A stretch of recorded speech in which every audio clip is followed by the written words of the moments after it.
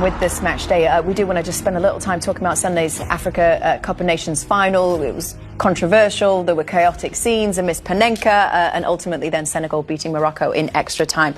There's so many different aspects of that game to discuss because it was crazy, Thierry, but how do you reflect on the final? First and foremost, I want to give you a little background with me and the African Cup of Nations, and I will come obviously to what happened to the tournament and the final. So I started to watch the African Cup of Nations in '88, and it was actually in Morocco. That one was in Morocco. I think Cameroon won it against Nigeria in the final. Some names you will remember. Roger Milla was playing in that team. Joseph Antoine Bell. Exactly. But some I grew up watching it because where I'm from, in my neighborhood, that's how it was. You watch the African Cup of Nations. You know, some guys will talk about Lagdar Belloumi, that was a very famous player in Algeria. You will have a guy like Abdoulaye Traoré. His nickname is Ben Badi for the Ivory Coast. And then I can mention the guys also that came to play in Europe, Didier Drogba, Samuel Eto'o, JJ Okocha and whatnot. That was always, for me, a tournament that I enjoyed to watch because you could see skills, great teams, and a good tournament. Really, that's my view, that's my opinion. I just wanted to say that because it's important. So I watched it. I watch also this competition. I will always watch it. So to go back to the final and the competition, first and foremost, the competition was outstanding. Outstanding. Morocco did a great job in terms of the infrastructure, the stadium, the hotels were excellent. Now we go to the final.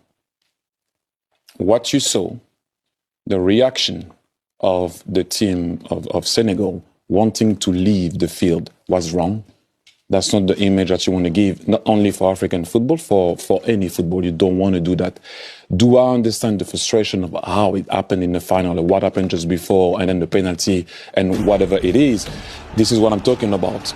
They thought in their eyes that was a goal scored by Ismail Assar, and then after, the penalty goes, obviously, on Brahim Diaz. So what I'm trying to say right now is that happened in a very quick moment. Okay? Very, very, very quick. Some of the guys, obviously, you can see the coach was like, we need to go inside. Sadio Mane called them back.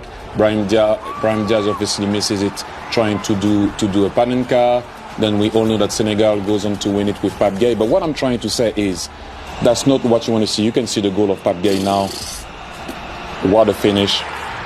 And Senegal, and obviously it's nice to see Sadio Mane winning it and finishing with an AFCON trophy when he said he was going to stop. But I want to go back to a point here, which is very important.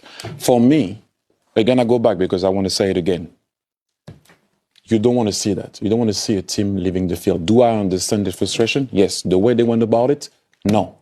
And for me, that's not going to define how the tournament was. Only thing that I will say, though, watching the AFCON for a very long time, the referees are not at the level of the show. All the stuff that happened in those tournaments sometimes are made because of referee mistakes.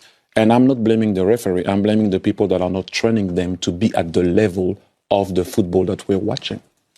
And that's about it. Other than that, like I said so many times, it was a great tournament. It became a tiny bit more interesting from the quarterfinals. Okay? But I will always watch the African Cup of Nations. That is not what you want to see, but I personally won't stay on what I saw at the very end because the tournament was good. And the celebration of Senegal, it's nice to see Sadio Mane again finishing like that. And you know, I know you want to say maybe something about Sadio Mane and what he has achieved in his career. Yeah, he's had an amazing career, isn't he? And obviously, what the situation that happened in the final as well.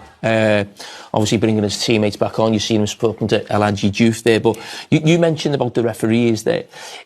Could there not be a case where you actually bring some of the top European referees? I understand. No, it has to be. You have to give African referees a chance. It is an African tournament. It has to be African referees. I'm talking about sending someone, or I don't know, to put them to a certain level, because you can see there is mistake and more mistakes all the time. And it does tarnish a bit the tournament. And people always blame, the tournament. It's not the tournament's fault. It's not the players' fault. It's not the team's fault.